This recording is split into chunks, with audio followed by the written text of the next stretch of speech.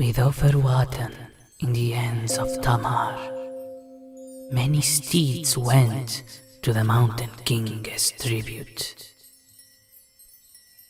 Zarazir awaited the arrival of ambassadors of Numenor, but they never came. Maybe the gathering storms in the east altered their approach, but the king of Dun Harrow doubted so.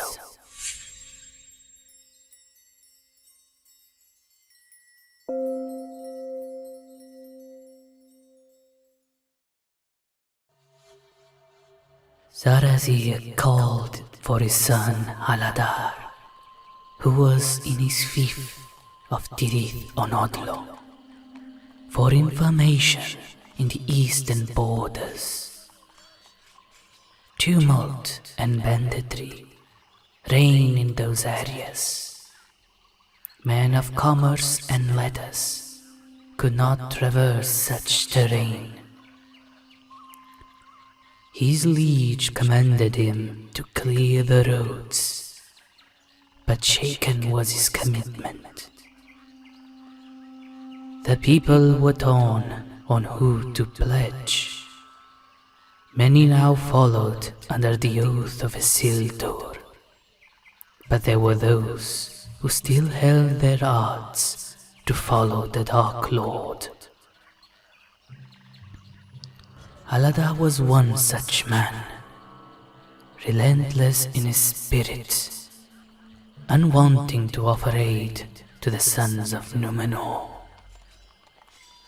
But the call of his king was higher in his heart, and so he went. The roads were unattended. In fear was the air felt. Shadows crept along the forests. Whispers were heard in the night. Only with his sworn guard did he march. Afraid of no one was Haladar in his pride. It was then, on the path of the Snowborn, did the attack came.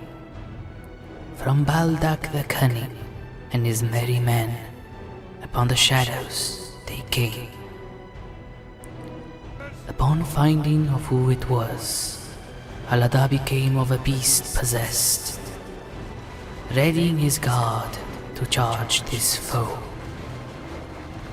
So it was because they knew each other of old. Once a general of the Mountain King, Baldak was. As a favorite of Zarazir, he quickly became. He so hoped to give him the title of Commandant of the White Mountains. But Haladar greatly coveted the title, so wicked treachery he made to the young general. He became disgraced upon the court of Dun Harrow and banished he was. Now after 2 years past, a bandit he became, attacking and looting the lands of Haladar, who he hated. They killed many a rebel, but the forces of Tirith Onodlo were too few. The bandit force began to push them back to the woods. Haladar bravely rallied his men to rout the enemy, but in the end, he was forced to retreat to the walls of his city. Baldak and his men reveled in the spoils, hoping for more gains in the region. But the bandit captain hoped only for the humiliation of the commandant, of whom's title should be his. Winter came, and Haladar planned his revenge, for when to face Baldak and his band. Spring came, and a warmth enveloped the land. Orders. Your Again marched went Aladar, with a larger host to contend. Baldak readied his men for the incoming threat, for this time he wanted the commander's head. Both hosts met near the forests of Onodlo east, in line and ready for the horn blow. With hunters and miners came the commander of the White Mountains, being hardy folk, ready for a tough fight.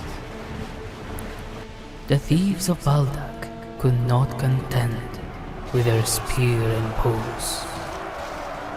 A clash of hours the battle became, with the forces of Baldak falling over their foe. Although brave he fought, he would fail against his foe. Aladar had won the day. All the bandits were killed, and the eastern paths were once again free. More will come in the next page of this tale. Hope to see you again in this other realm once more.